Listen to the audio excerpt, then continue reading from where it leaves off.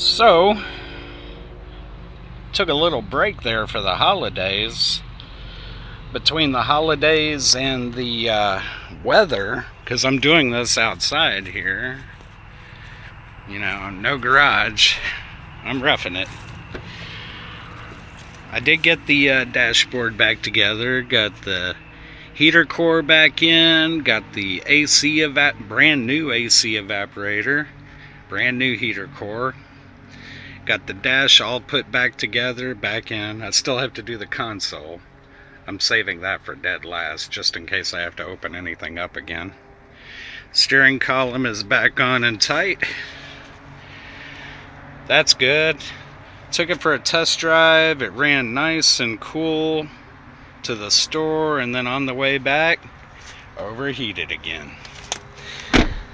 And that's when I finally noticed that it was leaking from the water pump. And these cars, the water pump is driven by the timing belt. That is the water pump right there. So, it's been rough getting all of this apart. There's a couple of things. I'm not going to do a video on how to do this. There's videos on the internet on how to do this. You can see the head of the brand new AC evaporator right there. I'll notice I left the covers on it to keep the moisture out. So when the time comes, and I got the hoses here taped off, when the time comes, we can put a new compressor in and have AC again. It needs a new compressor, and I found the dryer. Last video I couldn't find it. Here's the junk dryer. And this humidity down here, these dryers have a compound in them that absorbs moisture. If you ever have to take one of these off in this humidity, just get a new one and make sure you bolt it back on pronto. And right there you can see the stop leak leaking out of it, that green goop. See that? It's full of stop leak. And you know, the old heater core, old AC evaporator, been there, done that. The old timing belt, she said this had been replaced before. But looking at it, I'd say either not, or it was due again, or maybe water from the water pump was wearing it out.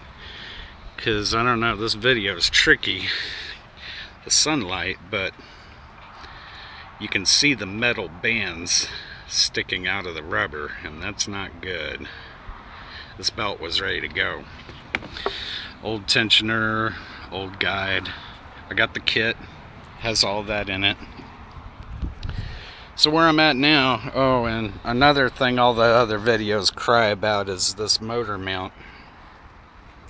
This plate that goes on the side of the motor.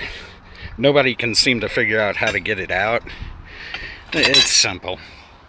Very simple, and I'll show you real quick. There's a plastic cover on the bottom. You have to take the hub off with the special Chrysler harmonic balancer puller. Take the bottom plastic cover off. There's a bolt on the bottom of the plate. You have to undo that. It won't come out all the way. Then what you do is jack the motor up until it hurts, until you think you're going to break something, until it won't go up any higher. And then you can get the top two bolts undone. And once they're all undone, you have to wiggle it past this. Oh, and there's 3 bolts on the back of the steering pump. I'll show you. Right down here in this area was 3 bolts. To get those out, you have to take the grill off. You have to take the radiator brace off, which is right here. That's standard on PT Cruisers to do anything. Undo the radiator hose, and the radiator will tilt forward. Notice I have a plastic bottle on the brace to keep it from poking the radiator. Then I went in with a long extension and a 13 on a U-joint, and was rather easy getting those out. So you just jack it up until it hurts, and then you can take the top 2 bolts out. Don't forget to mark your gears, exhaust, intake.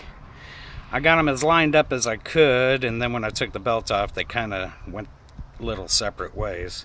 That's alright. When I put the new belt on, I'll make sure they're point to point on the timing marks. No big deal.